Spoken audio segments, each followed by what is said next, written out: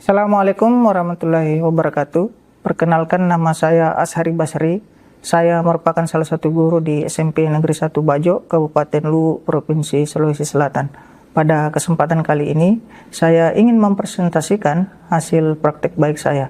Mari kita simak video berikut ini. Pada awalnya, pembelajaran coding dan kecerdasan artifisial, topik data dan representasinya masih berlangsung secara teacher center.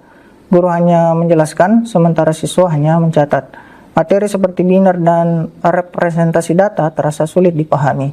Sebagai tambahan, pembelajaran coding dan kecerdasan artifisial yang masih baru membuat siswa masih belum terbiasa dengan istilah maupun aktivitas pemrograman. Hal ini membuat mereka butuh pendekatan berbeda agar lebih mudah memahami materi. Dalam proses transformasi, terdapat beberapa tantangan yang dihadapi. Yang pertama, keterbatasan sarana. Jumlah perangkat komputer tidak sebanding dengan jumlah siswa. Kemudian yang kedua, literasi digital yang masih sangat bervariasi. Sebagian sudah terbiasa menggunakan aplikasi, sebagian lainnya masih sangat dasar. Ketiga, motivasi belajar yang beragam. Ada siswa yang antusias, tetapi ada pula siswa yang merasa topik ini sulit dan abstrak. Yang keempat, kebutuhan integrasi profil pelajar Pancasila. Pembelajaran tidak hanya fokus pada nilai pengetahuan saja, tetapi juga perlu penguatan pada nilai sikap dan keterampilan. Bismillahirrahmanirrahim. Assalamualaikum warahmatullahi wabarakatuh. Waalaikumsalam warahmatullahi wabarakatuh. Ya, bagaimana kabarnya hari ini, Nak? Baik, Pak. Oke, sebelum kita memulai pembelajaran pada pagi hari ini, mari kita mengecek dulu kerapihan, kebersihan ruangan. Apakah sudah rapi? Sudah, Pak. Paketnya mentah. Bentuk data itu ada beberapa, Nak. Ada berbentuk teks, angka, gambar, suara, dan video. Untuk hari ini, kita akan melakukan kegiatan dengan station learning, ya. Pembelajaran hari ini dilaksanakan dengan model station learning, di mana siswa berpindah dari satu stasiun ke stasiun lain untuk melakukan berbagai aktivitas yang saling berhubungan. Melalui kegiatan ini, siswa tidak hanya belajar dari penjelasan guru, tetapi juga menemukan sendiri konsep bagaimana data bekerja dalam kecerdasan buatan dan komputer. Setiap stasiun dirancang agar siswa bisa mengamati, mencoba, dan bereksperimen langsung menggunakan alat digital seperti laptop dan aplikasi, baik itu teachable machine maupun media pembelajaran interaktif. Pada kegiatan awal, guru membuka pelajaran dengan menjelaskan tujuan dan alur kegiatan station learning. Kemudian siswa dibagi ke dalam beberapa kelompok. Kemudian setiap kelompok akan berpindah dari satu stasiun ke stasiun berikutnya sesuai waktu yang ditentukan. Sebelum berpindah, mereka dibekali lembar kerja stasiun untuk mencatat hasil dan refleksi kegiatan. Pada stasiun 1 menggunakan aplikasi Teachable Machine dengan gambar atau Plutch. Tujuannya untuk mengajarkan siswa melatih model AI sederhana dengan data gambar ekspresi wajah.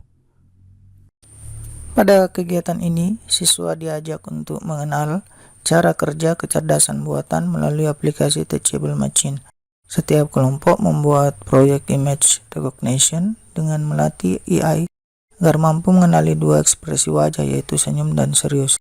Siswa mengambil beberapa foto menggunakan kamera laptop atau ponsel, lalu mengunggahnya ke dalam dua kategori data.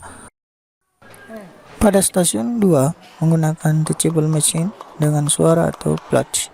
Tujuannya untuk mengajarkan siswa melatih model AI sederhana berbasis suara. Pada kegiatan kali ini, siswa belajar bagaimana kecerdasan buatan dapat mengenali pola suara manusia menggunakan aplikasi Teachable Machine. Setiap kelompok membuat proyek sound recognition dengan dua kategori suara, yaitu tepuk tangan dan siulan. Siswa merekam suara secara bergantian menggunakan mikrofon laptop atau ponsel. Mereka memastikan ruangan tenang agar tidak ada gangguan suara lain. Setelah semua data suara terkumpul, mereka melatih model AI dengan menekan tombol train model. Ketika pelatihan selesai, siswa menguji hasilnya dengan membuat suara tepuk tangan atau siulan secara langsung.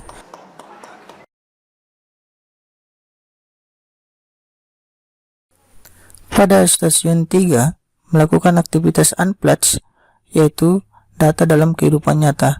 Tujuannya untuk mengajarkan siswa mencari data dan menganalisis contoh penggunaan data pada aplikasi sehari-hari.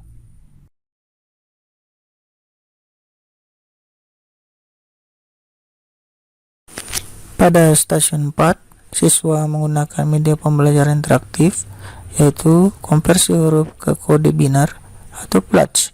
Tujuannya agar siswa memahami representasi data teks dalam bentuk digital. Pada stasiun 5, siswa menggunakan media pembelajaran interaktif, yaitu analisis kasus AI. Tujuannya agar siswa dapat menganalisis peran data dalam sistem kecerdasan buatan.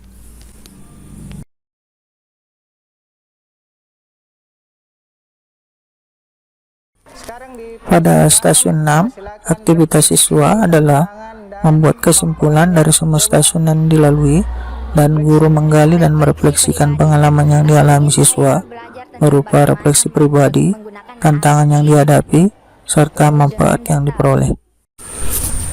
Siswa diberikan soal sesuai dengan tingkat pemahaman siswa yang dikategorikan dengan 3 kategori, yaitu paham, paham sebagian, dan kurang paham.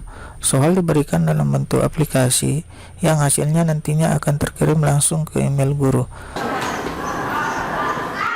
Baik, untuk penutup ada beberapa pertanyaan reflektif.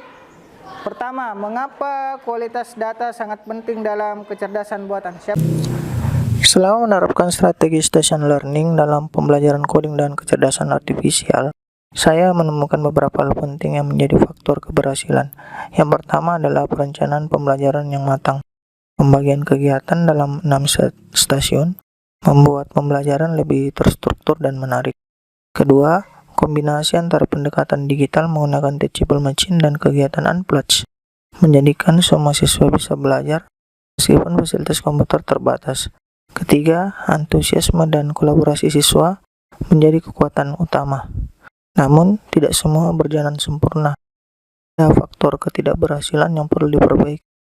Rotasi antar stasiun membutuhkan waktu yang cukup panjang sehingga beberapa kelompok belum mendalami semua aktivitas dengan maksimal.